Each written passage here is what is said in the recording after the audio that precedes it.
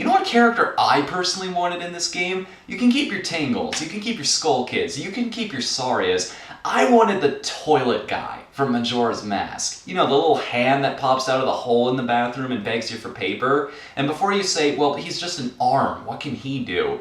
Hold on, I'm going somewhere with this. Imagine controlling a wall master. Oh yeah.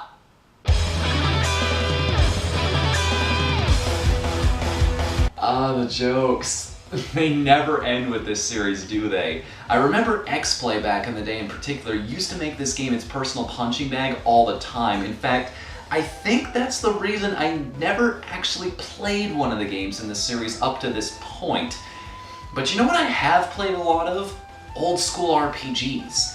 Believe it or not, I actually love grinding in those games. I love fighting the same enemies again and again because I know I'm eventually going to level up and be ready to take on the next part of the game.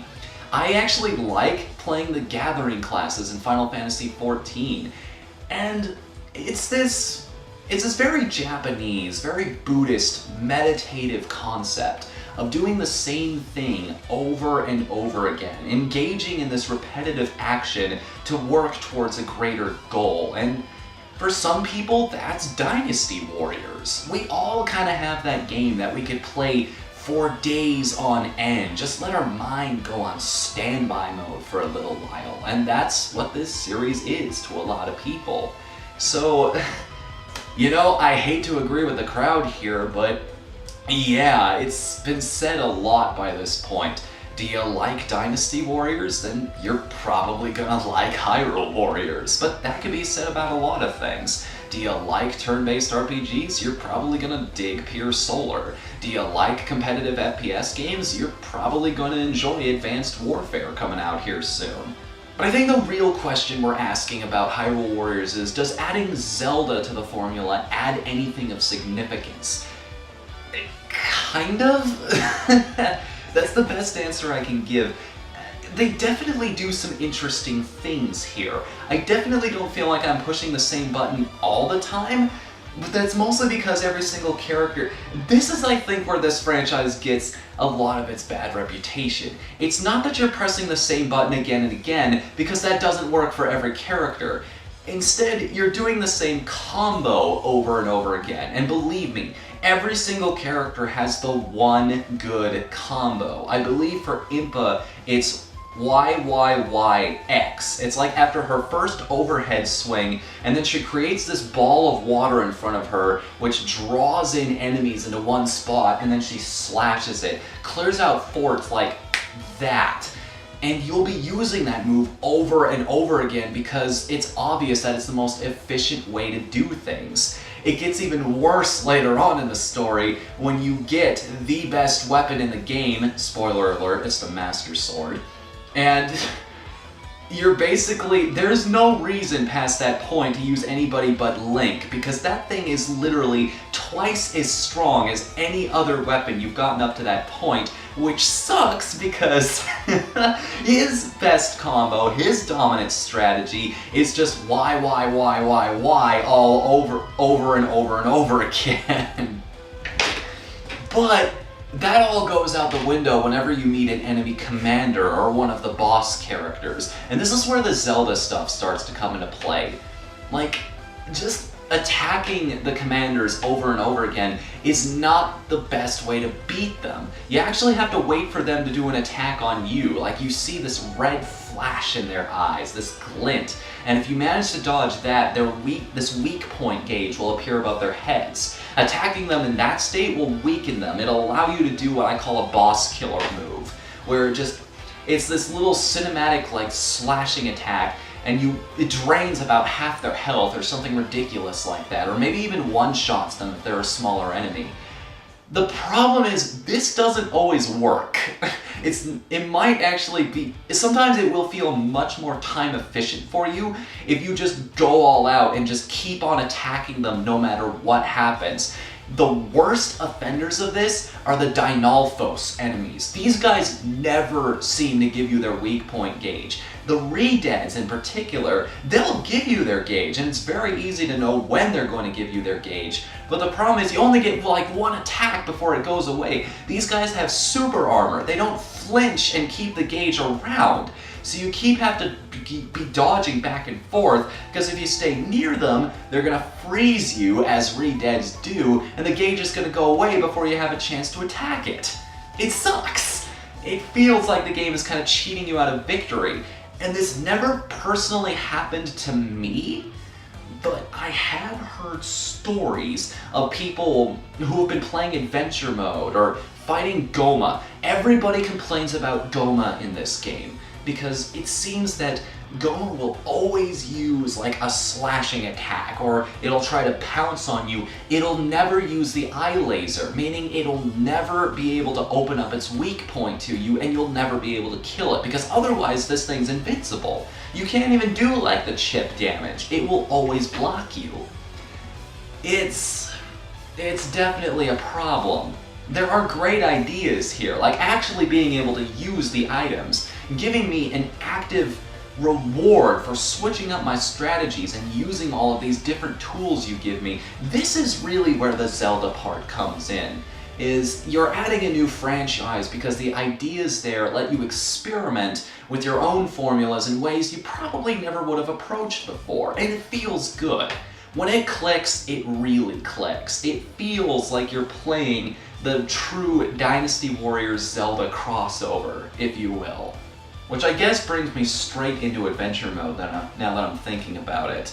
And, you know, I gotta give credit where credit is due. This is, the way it is presented, all the little details here, this is something that could have only come from an absolute labor of love. Whoever put this together clearly has a very deep, very heartfelt respect for the Zelda franchise. And it plays to fan service too. Once again, this is one of those, this seems to be all the rage this month, but this is a very great fan service game, in the sense that if you know that old map by heart, like if you already know where all the secrets are, you're good to go. Like, you know exactly what to do and where to do it. You know what items to use in what places, and it's gonna save you so much time not having to go back to these earlier stages to stock up on compasses again, which, can we talk about that for a second? Like, I understand maybe collecting an extra candle because the first one burned to the wick. I understand collecting more bombs. I understand having to collect more arrows for your bow and arrow, but you know that video MatPat did not too long ago, which Link is the best Link? Apparently it's not this one, because his power bracelet apparently shatters to pieces after pushing just one boulder. How does that work? Honestly now, maybe it's because there are people like me out there who were a generation late, if you will, to be considered a true retro gamer. Like, I grew up on the Super Nintendo, not the original NES. I don't have that map committed to memory. I do have to go back and collect those compasses over and over again. And to me, it feels like the mode is almost wasting my time, if you will. It's not respecting the amount of dedication I've showed already, because just to move forward, just to feel like I'm getting everything there is to get, I have to go out of my way and do things I've already done before, which does not help the reputation that this series has for being completely and totally repetitive. You know what I'm saying? You feel what I'm getting at, Vern? But, and there's all these new secrets as well. Like, granted, they're pretty obvious. Like, you're gonna know where you need to use the digging mitts, okay? You don't need a compass for that, but I don't know. This is also the only way to unlock the boss characters, and even some story mode characters, weirdly enough. Like, you can't play as Ruto until you unlock her in adventure mode, which is a weird choice, to say the least to me. It's really hard for me to nail down exactly what you might like or not like, because one, I've never played a game in the series before. Number two, it doesn't click with me. I'm not one of those people who gets why fans just go ballistic for a new Dynasty Warriors game. if nothing else, I connect to the Zelda stuff really strongly, which might tide you over, is the thing. That's the whole reason I picked this game up in the first place. Well, that and the fact that I actually need something to play on my Wii U.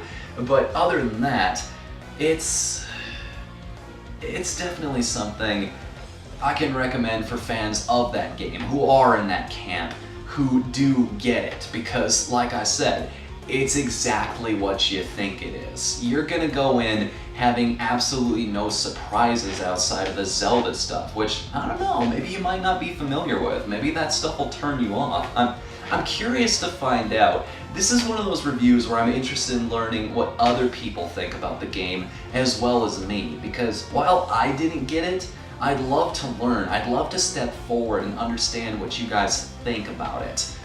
This is a game full of great Zelda fan service. This was made for people who love the franchise. This is made for...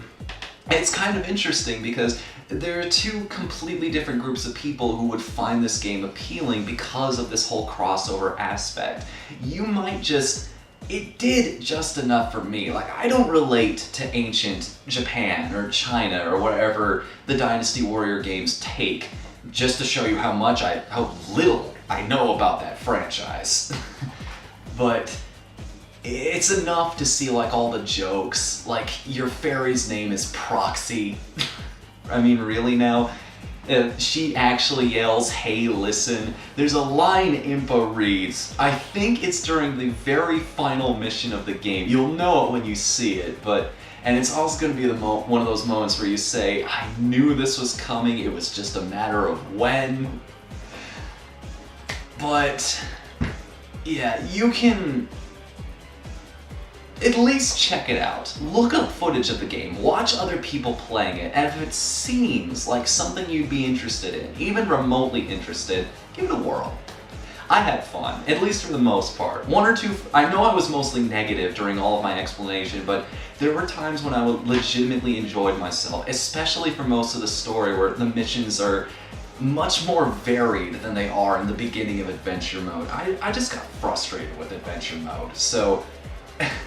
which sucks because that's the only way to unlock the alternate weapons and alternate characters, so... Hey, take from that what you will. So until next time, I guess that's gonna be it for Hyrule Warriors. So, talk to you guys later.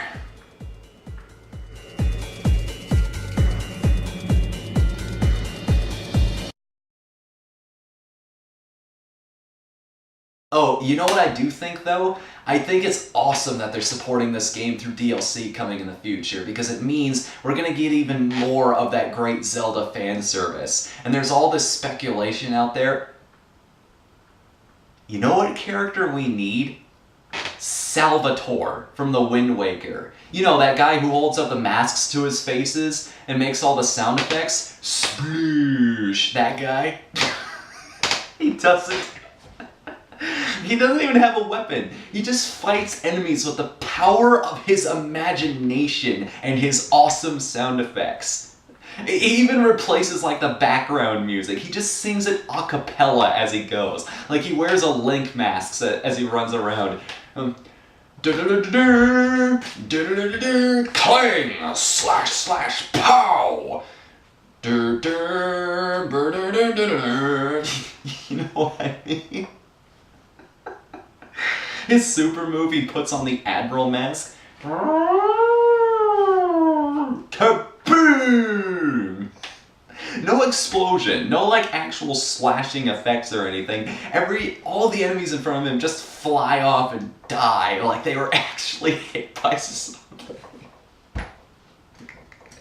I gotta stop this. I'm having way too much fun.